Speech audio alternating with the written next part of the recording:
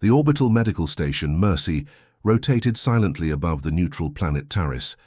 Its white hull shone bright against the dark space behind it. Dr. Kim Ji-yeon stood at the large viewing window on the command deck. Her calm face hid her worry, as she watched ships full of hurt people coming toward the station. These refugees were running from a war between two powerful alien groups. Dr. Kim touched the small pin on her white coat. The pin showed a red cross inside a circle of stars, the symbol of Earth's Space Medical Corps. She had worked hard to become the leader of humanity's first big medical mission in space. Now she was in charge of 500 doctors, nurses, and other medical staff from Earth. Another long day ahead, she thought, as she saw 3 more ships approach. One carried people from the Valkyrie Imperium. The others brought refugees from the Coalition worlds. Both sides hated each other, but on this station they would receive the same care.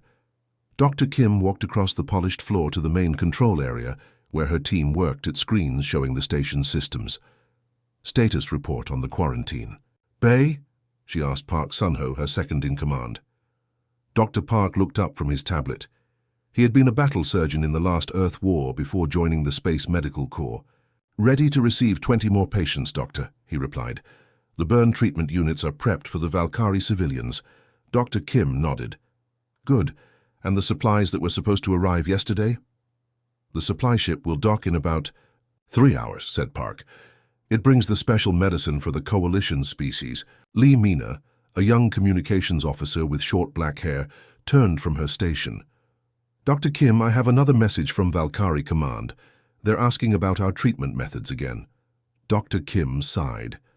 This was the 5th such message. This week, the Valkyrie didn't trust human doctors. They kept asking questions about the medicines and healing machines the Earth team used. They seemed to think humans were hiding something. "Send them the same files we sent before," Dr. Kim said. "Add a note that all our methods follow the Space Geneva Agreement of 2119. Dr. Kim walked to another window where she could see the planet below. Taris had once been a beautiful world until the war came. Now it was mostly empty, a neutral meeting, place where both sides could bring their hurt without fear of attack, or so they had thought. Dr. Park joined her at the window.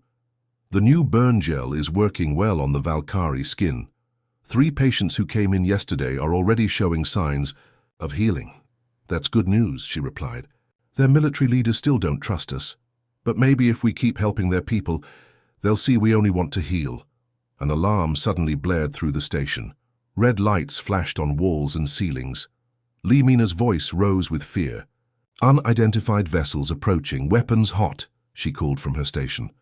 Her fingers moved quickly over her screen. They're Valkyrie warships." Dr. Kim rushed to the main screen. "That can't be right. We're protected under the Neutral Zone Treaty."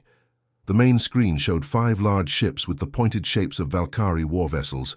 They moved fast toward the station with their weapons glowing. "Open all channels," Dr. Kim ordered. "This is Dr. Kim Ji-yeon of Earth Medical Station Mercy. We are a neutral medical facility. Please respond." The screen flickered. A tall Valkyrie with grey skin and 4 eyes appeared. He wore the dark uniform of a fleet commander. "This is Commander Vex of the Valkyrie Imperium.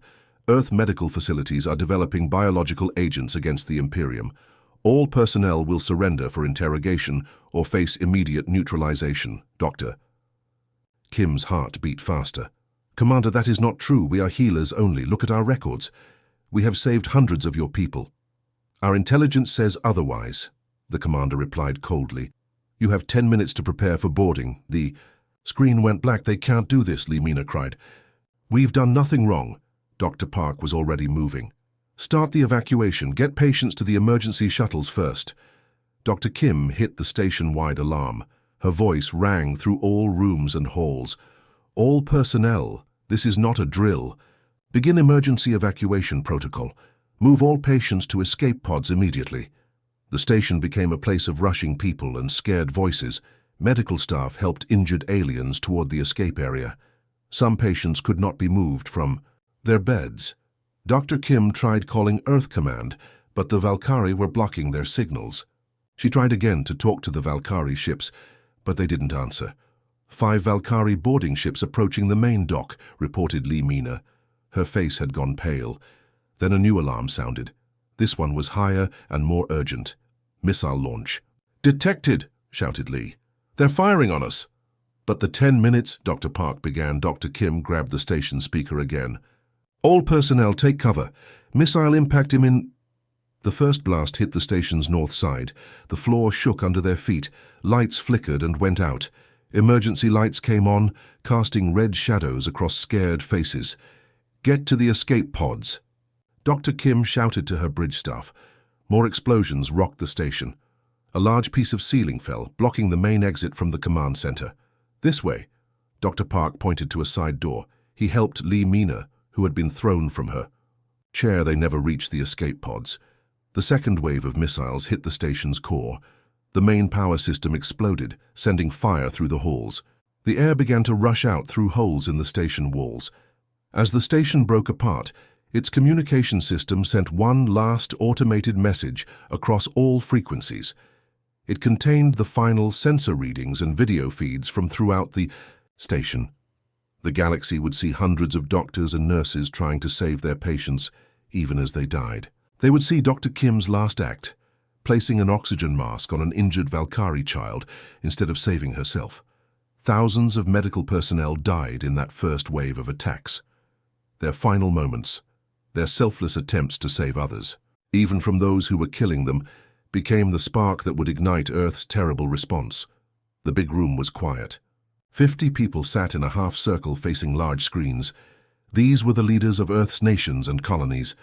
No one spoke. The air felt heavy. Admiral Han stood at the center. His gray uniform was neat, but his eyes showed he had not slept for days. Behind him, screens showed destroyed medical ships and stations. The pictures changed every few seconds. Each showed another scene of broken white hulls floating in space.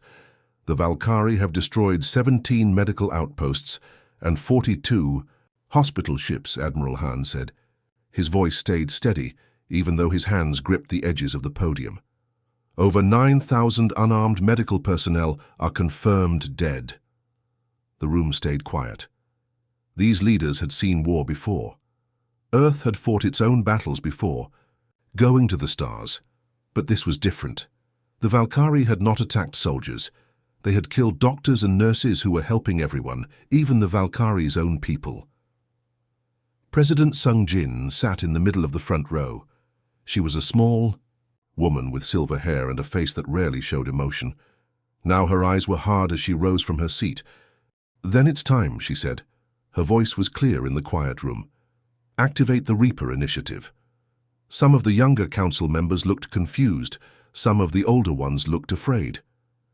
"Madam President," said a man in the third row. "Are you sure?" "Once we release the Reapers, I am sure," she cut him off. "The Valkyrie must learn that attacking our healers was their worst mistake." Admiral Han nodded and pressed his hand to a scanner on the podium. "Voice confirmation required," said a computer voice. "Admiral Min Han, authorization Omega-7 Red." "Voice pattern confirmed," said the computer. "Activate the Reaper initiative," ordered Admiral Han. "Reaper initiative activated," replied the computer. "Transmission beginning." Across Earth, in hundreds of cities and towns, something strange began to happen. In hospitals, clinics, and medical schools, certain doctors, nurses, and medical technicians stopped what they were doing. Some were in the middle of talking to patients. Some were eating lunch. Some were sleeping after long shifts. All of them heard the same tone in their heads.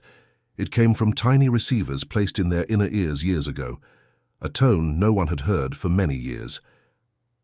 In New Beijing Hospital, Dr. Song Jun was explaining test results to a worried family when he heard the tone. His face changed. He gave the tablet to a nurse and walked out without a word. In a small clinic in Nairobi, Nurse Choi Min was bandaging a child's arm when she heard it. She finished the bandage, patted the child's shoulder, and told her assistant she had to leave. In an ambulance racing through London, medic Kang Ho was helping a man who had fallen from a building. He heard the tone just as they reached the hospital. He turned the patient over to the emergency team, walked out of the hospital, and did not look back. Across Earth, nearly 5,000 medical workers received the signal. They went home, opened, hidden safes and took out small black boxes they had hoped never to see again. Back in the council chamber, Admiral Han showed the confused younger members what was happening. "Most of you are too young to remember the last Earth War," he said. "It was before we went to the stars. Nations fought nations. Millions died." He touched his screen, and a new picture appeared. It showed younger versions of the doctors and nurses who were now walking out of hospitals across Earth. "These were our best soldiers," Admiral Han continued. "Not just good at fighting, they were the best killers we ever made. Too good. Many of them couldn't live with what they had done." He changed the picture again. Now it showed the same. People in medical school, in hospitals, helping others. We found that these soldiers could use what they knew to save lives. Instead of taking them, they became our best doctors, nurses, and medics. They spent years learning how to heal. A woman in the back row stood up. "But why call them back? We have regular soldiers." Admiral Han looked at her. "Because we discovered something important. After our wars, our most efficient killers were always those who understood how to save lives. They know exactly how bodies work and how they fail." In a house outside Seoul, Park Tae opened his black box. Inside was a uniform, black with a red stripe down the arms. On the chest was a symbol, a red cross with a blade behind it. He had been a head surgeon at Seoul Medical Center for 15 years. Before that, he had been something else. Park Tae put on the uniform. It still fit. He touched the symbol on his chest and remembered. He had been the first Reaper. Now he would be, again. The black box also held a small gun and an injector with 3 vials. The gun could kill. The vials could save, or they could cause great pain if used differently. Park Tae knew both purposes well. His phone rang. It was his wife. "You're going," she said. It wasn't a question. "Yes," he replied. "They killed our healers." There was a long silence. His wife was also a doctor. "Come back this time," she finally said. "I will try," he promised. Across Earth, similar scenes played out. People said goodbye to families. Some left notes at their jobs. Some just disappeared. They all went to special bases hidden under regular buildings. In these bases were ships not like the white medical vessels the Valkyrie had destroyed. These ships were black, hard to see in space, and built for a different purpose. In the council chamber, President Sung Jin watched as the first reports came in. "How long until they are ready?" she asked Admiral Han. "The first teams are already boarding their ships," he replied. "Park Tae arrived at Seoul Base Tendi minutes ago. He will lead the first wave." President Sung Jin nodded. "The Valkyrie think they know humans now. They think we are easy to kill when we come with open hands to heal." "They will learn differently," said Admiral Han. "Yes," agreed the President. "They will learn that our healers can become something else when provoked." She looked at the latest pictures of destroyed medical ships. "They will learn about the Reapers."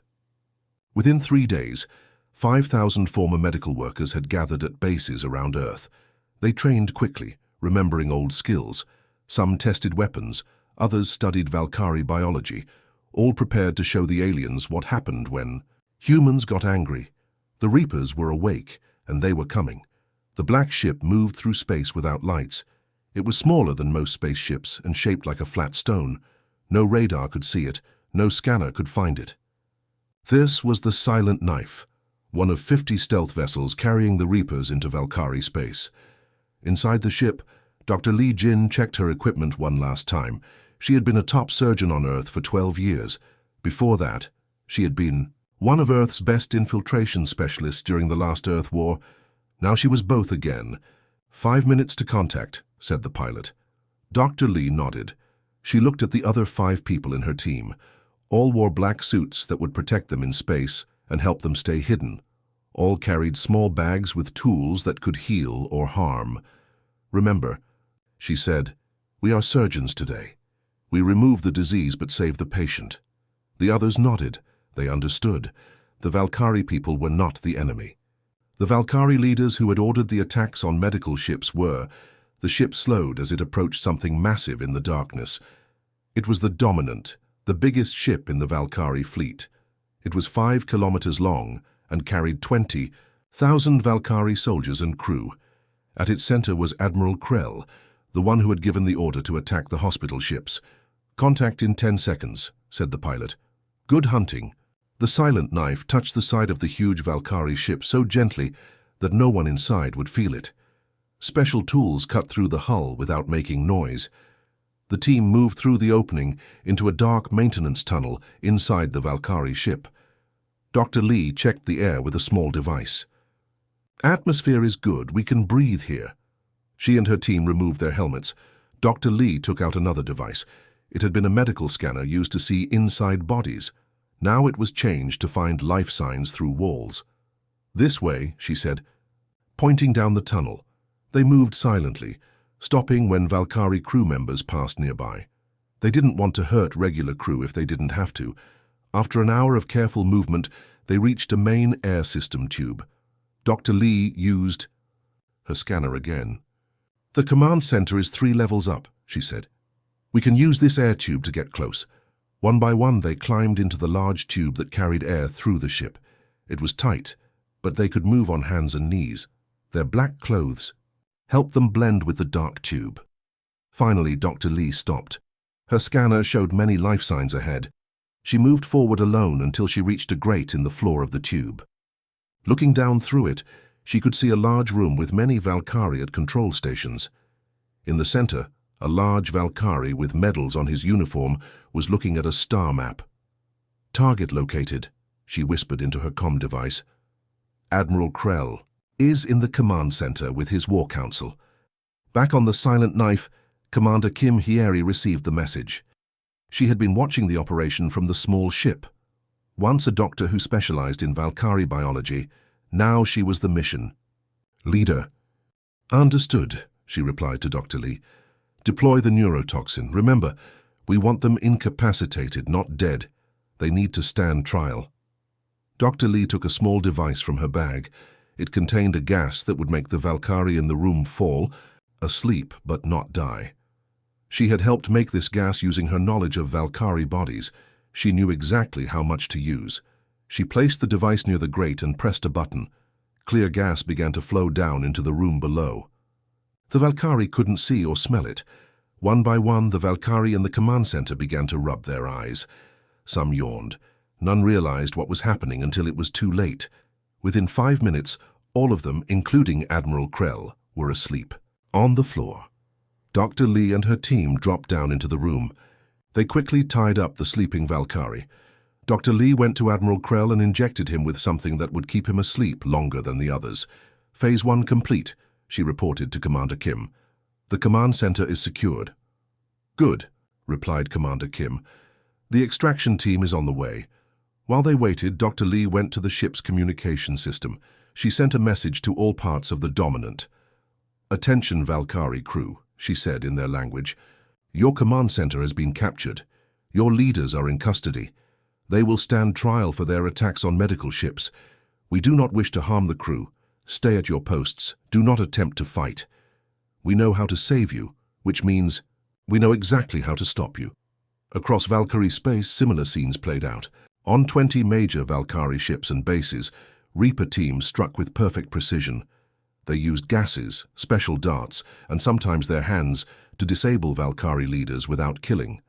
Some Valkyrie ships tried to fight back. These ships found their engines suddenly failing, their weapons not working, or their air becoming thin. The Reapers knew exactly what systems to target, often using their medical knowledge to affect the Valkyrie themselves rather than their technology. On the Valkyrie homeworld, the High Command found itself cut off as communication systems mysteriously failed. Reports came in of entire fleets surrendering after their leaders were captured. "How is this happening?" demanded High Commander Vex, the one who had first ordered the attack on Mercy Station. "How can humans do this?" His question was answered when the lights in his command bunker went out. When emergency lights came on, 5 humans in black stood in the room. They had entered without a sound. "We can do this," said Dr. Park Tae, stepping forward, "because we understand life. We know how it works. We know how it fails." High Commander Vex reached for his weapon, but his arm wouldn't move. He hadn't even seen the dart that had hit him. "You killed our healers," said Dr. Park. "Now you face the Reapers." Across Valkyrie space, the pattern was the same. Leaders captured, ships disabled. command structures falling apart, all with minimal loss of life. Within 3 weeks, the proud Valkyrie military had collapsed. Their leaders were in human custody, awaiting trial. Their fleets were still in space, but without direction. Their soldiers were confused, not knowing who to fight or why. The Reapers had won without a war. They had performed a perfect surgical strike, removing the disease without killing the patient, and the galaxy watched in fear and wonder. The great hall of the Galactic Council shone with a soft blue light. Tall windows showed the stars outside. The room was round with 7 rings of seats rising up like stairs. Each seat held someone from a different world. Some looked almost human, others had tentacles, scales, or wings. All wore the formal clothes of their people. This was an emergency meeting. For the first time in 50 years, all 37 species of the Arcturus collective had gathered in one place. They came to talk about one thing: the humans and their Reapers. In the center of the hall stood a round platform. On it now stood the Valkyrie representative. He was tall with grey skin and 4 yellow eyes. His voice shook with anger as he spoke. "The humans must be stopped," he said, pounding his fist on the speaking stand. "Their so-called Reapers are the most dangerous force we've encountered." Whispers filled the hall. Many had seen the videos of how quickly the human Reapers had taken down the mighty Valkyrie military. In just 3 weeks, they had captured every Valkyrie leader without starting a full war. "How can so few do so much?"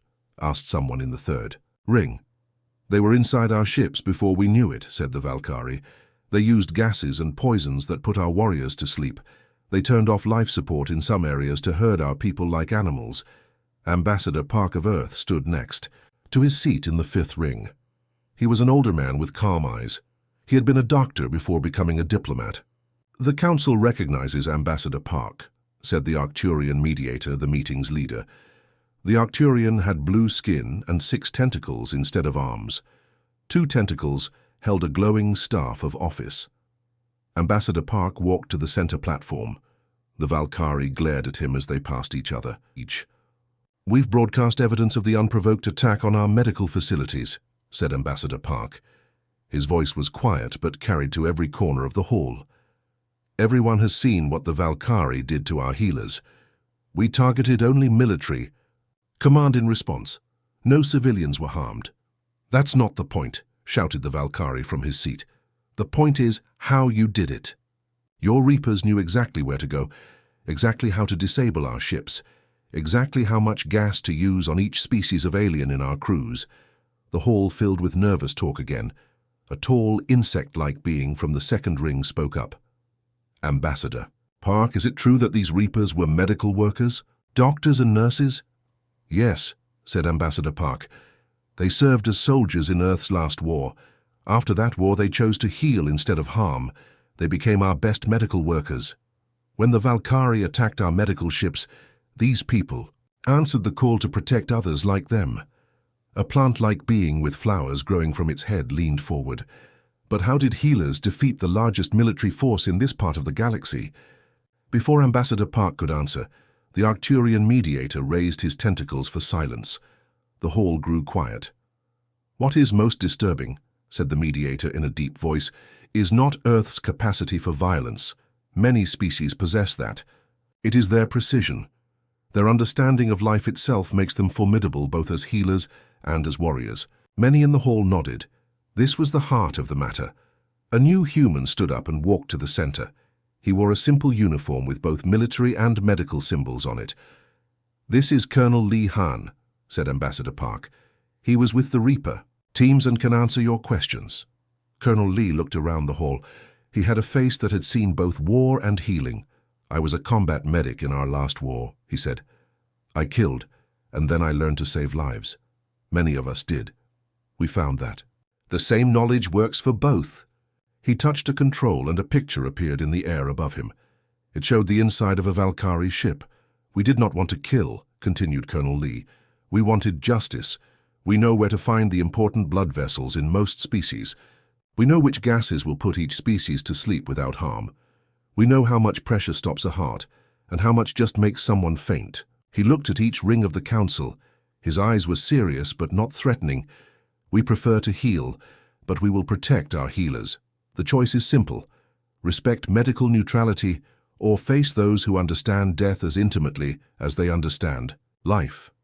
The council chambers fell silent as the implications became clear. These humans could be the greatest healers in the galaxy or the most efficient killers. The choice of which they would be belonged to everyone in the room. An old Valkyrie, with white eyes, stood up from the highest ring. This was Elder Coda, the oldest and wisest of the Valkyrie. Unlike the other Valkyrie representative, he had opposed the attacks on human medical ships. "I have a question for Colonel Lee," said Elder Coda. His voice was thin with age. "Your Reapers had our high command at their mercy. You could have killed our leaders for what they did to your people. Why didn't you?" Colonel Lee looked up at the old Valkyrie. "Because that would have made us like them. We wanted justice, not revenge." The Elder Coda nodded slowly. "There is wisdom in that." The Arcturian mediator floated down to the center platform. "This council must decide how to respond to these events. The humans have shown both great healing skills and great power. The Valkyrie have shown great aggression by attacking medical ships. How shall we proceed?" A small being with silver skin spoke up. "I propose we create new laws about medical ships. No one should ever attack healers again." "I agree," said another voice. "As do I," said a third. One by one, representatives stood to support the idea. Even some Valkyrie stood, though not all. The Arcturian mediator looked at Colonel Lee. "It seems this council sees the wisdom of protecting healers. What will Earth do with its Reapers now?" Colonel Lee smiled for the first time. "They are already returning to hospitals and clinics. That is where they prefer to be. But they will always be ready if needed again." The Arcturian nodded. "Then let this be a lesson to all species. Respect those who heal, for they understand the fine line between life and death better than anyone." The council meeting continued late into the night as they wrote new laws to protect medical workers of all species across the galaxy. The new space station shone like a white star as it orbited Earth. It had the shape of a wheel with 12 spokes leading to a center hub. Each spoke held classrooms, research labs, and living spaces. The hub contained a great meeting hall big enough for 500 people. This was the Interstellar Medical Academy, built 1 year after the Valkyrie attack on the medical ship Mercy. Today was its opening day. Ships from many worlds floated nearby. They had brought important people from across the galaxy to see the academy open. Some came because they wanted to learn Earth medicine. Others came because they feared what might happen if they did not show respect. Dr. Kim Ji-yeon stood at a window in her office looking at the ships. She touched the scars on her face, remembering the day the Valkyrie missiles hit the Mercy. She had been one of only 23 people who survived that attack. A falling beam had hit her as she tried to save a young Valkyrie patient. That patient had lived and was now one of the Academy's first students. "It's time, Doctor," said her assistant. Dr. Kim nodded and straightened her white uniform. As the head of the new academy, she would speak first at the opening ceremony. The great hall was full when she walked onto the stage. People and aliens of all kinds filled the seats. Some walked on 2 legs, others on 4 or 6. Some floated. Some had scales or fur or feathers. All were quiet as Dr. Kim took her place at the speaking stand. "1 year ago," she began, "the Valkyrie Imperium attacked our medical ships and stations. They killed 9,000 healers who were helping people from all worlds, including Valkyrie." The room stayed silent. Everyone knew this story. "Today we ratify the Galactic Medical Neutrality Accord," she continued, holding up a tablet with the new laws.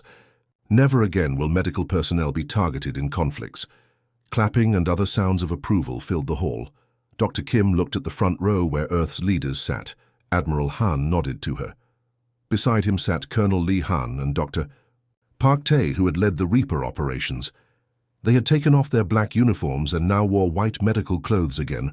All across Earth, the other Reapers had also returned to their hospitals and clinics.